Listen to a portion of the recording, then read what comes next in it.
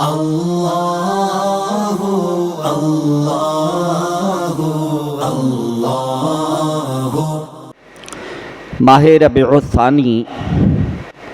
اس مہینے کو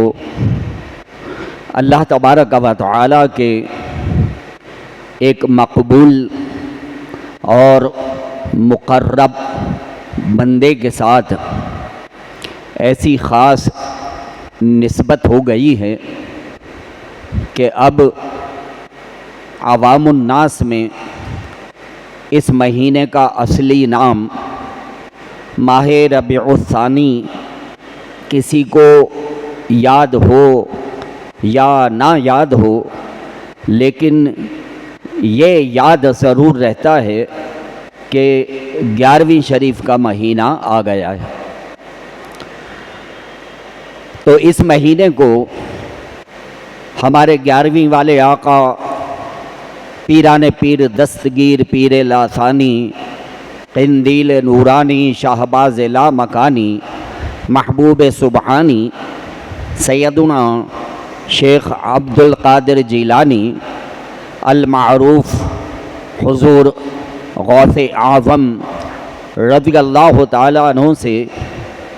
ایک ایسی خاص نسبت ہو گئی ہے کہ اب یہ مہینہ 11ویں شریف کے مہینے کے نام سے یاد کیا جاتا ہے۔ آج اس مہینے کا پہلا جمعہ ہے، تو آئیے شہنشاہ بغداد حضور غوث پاک رضی اللہ تعالیٰ عنہ کے ذکر خیر سے اپنے قلوب کو منور کرتے ہیں۔ حضرت سیدنا عارف رومی علیہ رحمہ شہنشاہ بغداد حضور غوث پاک رضی اللہ تعالیٰ عنہ کی منقبت میں ایک شعر کہتے ہیں، ارشاد فرماتے ہیں: چون محمد درمیان انبیاء غوث اعظم درمیان اولیاء۔ فرماتے ہیں کہ جس طرح سے جناب حضرت محمد صلی اللہ تعالیٰ علیہ وآلہ وسلم کا مقام و مرتبہ انبیاء کے درمیان ہے، بالکل ویسے ہی شہنشاہ بغداد حضور غوث اعظم رضی اللہ تعالیٰ عنہ کا مقام و مرتبہ اولیاء کرام کے درمیان ہے۔ ہمارے آقا مکی مدنی مصطفیٰ صلی اللہ تعالیٰ علیہ وآلہ وسلم سردار انبیاء ہیں، تو شہنشاہ بغداد سردار اولیاء ہیں۔ ہمارے آقا مکی مدنی مصطفیٰ صلی اللہ تعالیٰ علیہ وآلہ وسلم نبیوں کے بھی نبی ہیں، رسولوں کے بھی رسول ہیں، اور شہنشاہ بغداد حضور غوث پاک رضی اللہ تعالیٰ عنہ یہ ولیوں کے بھی ولی ہیں اور پیروں کے بھی پیر ہیں۔ جس طرح سے اللہ تبارک و تعالیٰ نے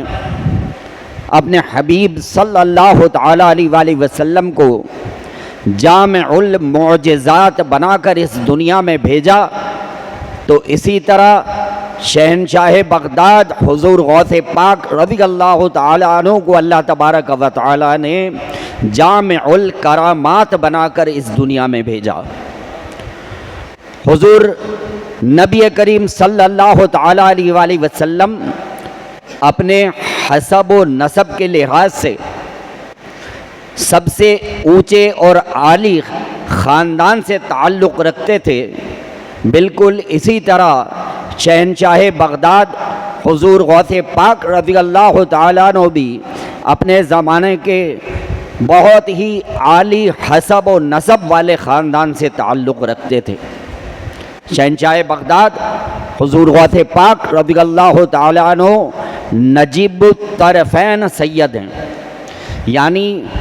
باپ کی طرف سے بھی سید ہیں اور ماں کی طرف سے بھی سید ہیں۔ باپ کی طرف سے حضرت امام حسن مجتبی رضی اللہ تعالیٰ عنہ کی اولاد ہیں،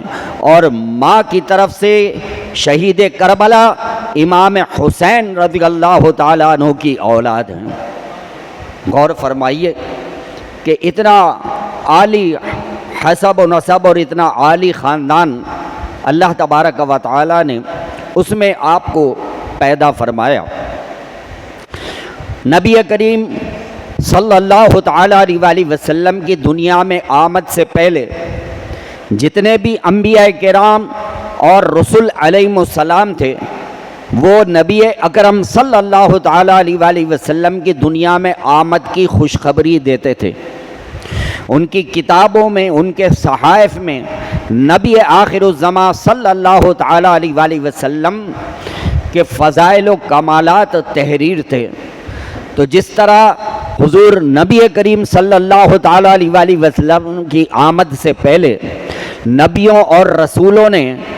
آقا دو جہاں صلی اللہ تعالیٰ علیہ وسلم کی دنیا میں آمد کی بشارت دی، اسی طرح شہنشاہ بغداد حضور غوث پاک رضی اللہ تعالیٰ عنہ کے دنیا میں تشریف لانے سے پہلے صدیوں تک اللہ کے ولی شہنشاہ بغداد کی دنیا میں تشریف آوری کی بشارت دیتے رہے اور بتاتے رہے کہ جیلان میں ایک ایسا مرد قلندر پیدا ہوگا کہ اللہ تبارک و تعالیٰ اس کو ولایت کا سب سے اونچا مقام غوثیت عطا فرمائے گا۔ تو جبھی تو شہنشاہ بغداد حضور غوث پاک رضی اللہ تعالیٰ عنہ کی شان میں عارف رومی کہتے ہیں کہ چوں محمد درمیان انبیاء غوث اعظم درمیان اولیاء۔ شہنشاہ بغداد حضور غوث پاک رضی اللہ تعالیٰ عنہ، آپ کی سیرت و کردار کو دیکھا جائے تو آپ ہمہ جہت شخصیت کے حامل ہم کو نظر آتے ہیں، اور جس جہت سے بھی دیکھا جائے تو شہنشاہ بغداد حضور غوث پاک رضی اللہ تعالیٰ عنہ تمام اولیاء کرام اور تمام بزرگان دین میں ہم کو یکتا اور یگانہ نظر آتے ہیں، چاہے وہ آپ کا حسب و نسب ہو، چاہے وہ آپ کا مقام ولایت ہو، چاہے وہ آپ کا علم لدنی ہو، چاہے وہ آپ کی کرامات ہوں، چاہے وہ آپ کا علم دین کا حلقہ اور درس و تدریس کا معاملہ ہو، چاہے وہ آپ کے مریدوں کی تعداد ہو، الغرض یہ کہ جس جہت سے بھی دیکھا جائے تو شہنشاہ بغداد حضور غوث پاک رضی اللہ تعالیٰ عنہ ہمیں تمام اولیاء کرام اور بزرگان دین میں یکتا اور یگانہ نظر آتے ہیں۔ آپ کی ولادت یکم رمضان المبارک سن 470 سن ہجری میں جیلان کے مقام پر ہوئی، اور آپ کا وصال 11 ربیع الثانی سن 561 سن ہجری میں بغداد میں ہوا، اور اس طرح سے آپ کی عمر مبارک کا حساب لگایا جائے تو تقریباً 91 سال کی آپ نے دنیا میں ظاہری طور پر عمر پائی ہے، اور اس 91 سال کی عمر میں شہنشاہ بغداد حضور غوث پاک رضی اللہ تعالیٰ عنہ نے وہ علمی کارنامے سر انجام دیے ہیں کہ اب رہتی دنیا تک، قیامت تک آپ کا نام مبارک زندہ و جاوید ہو گیا ہے۔ ذرا غور تو فرمائیے کہ آپ کو اس دنیا سے وصال فرمائے ہوئے تقریباً 1000 سال ہو چکے ہیں۔ 1000 سال کا عرصہ کچھ کم نہیں ہوتا، لیکن کوئی تو آپ نے ایسی دین کی خدمت کی ہوگی، کوئی تو آپ نے ایسے کارہائے نمایاں انجام دیے ہوں گے کہ آج تک لوگ آپ کا نام عقیدت و محبت کے ساتھ لیتے ہیں، اور آپ سے اپنی عقیدتوں اور محبتوں کا اظہار کرتے ہیں۔ یاد رکھیے کہ بڑے سعادت مند ہوتے ہیں وہ لوگ کہ جو اللہ تبارک و تعالیٰ کے نیک اور مقرب بندوں کے ساتھ اپنی محبت کا اظہار کرتے ہیں اور ادب کے تعلق کو قائم و دائم رکھتے ہیں۔ حضرت سیدنا شیخ سعدی علیہ رحمہ فرماتے ہیں با ادب با نصیب، بے ادب بد نصیب۔ جس نے ادب کر لیا اللہ تبارک و تعالیٰ اس کے نصیب بلند فرما دیتا ہے،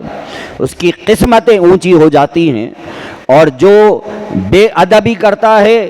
تو بے ادبی کرنے والا راندے درگاہ ہو جاتا ہے، اللہ کی نظروں سے گر جاتا ہے۔ اور اس کی سب سے بڑی مثال کیا ہے کہ شیطان لعین ابلیس، آپ کو پتہ ہے کہ بڑا عبادت گزار تھا، فرشتوں کا استاد تھا۔ اللہ تبارک و تعالیٰ نے اس کو بڑی چھوٹ دی ہوئی تھی، آسمانوں پہ رہتا تھا اور آسمانوں میں اللہ تبارک و تعالیٰ کی عبادت کیا کرتا تھا۔ لیکن جب اللہ تبارک و تعالیٰ نے اس کو کہا کہ جناب آدم علیہ السلام کو سجدہ تعظیمی کرو، ان کا ادب کرو، ادب کا سجدہ بجا لاؤ، تو اس شیطان لعین نے بے ادبی کی، گستاخی کی، اور اس کی بے ادبی اور گستاخی کی وجہ سے اس کی ساری عبادتیں اس کے منہ پہ مار دی گئیں اور قیامت تک کے لیے لعنتی قرار دے دیا گیا، صرف جناب آدم علیہ السلام کی بے ادبی کرنے کی وجہ سے۔ بے ادب بد نصیب اور با ادب با نصیب۔ جو ادب کرتا ہے تو پھر اللہ تبارک و تعالیٰ اس کی قسمتیں بھی بلند فرماتا ہے، اس کی قسمتیں بھی اونچی فرماتا ہے۔ ادب کس نے کیا؟ جب اللہ تبارک و تعالیٰ نے فرشتوں سے کہا کہ اے فرشتوں، تم جناب آدم علیہ السلام کو سجدہ کرو اور سجدہ تعظیمی بجا لاؤ، ادب کے ساتھ جھک جاؤ، تو سارے فرشتوں میں سب سے پہلے جس نے سجدہ کیا وہ تھے جناب جبریل امین علیہ السلام۔ تمام فرشتوں میں سب سے پہلے اللہ کے حکم پر جھکنے والے اور جناب آدم علیہ السلام کی بارگاہ میں سجدہ تعظیمی کرنے والے جناب جبریل امین علیہ السلام، انہوں نے ادب میں پہل کی۔ اللہ تبارک و تعالیٰ نے ان کو فرشتوں کا سردار بنا دیا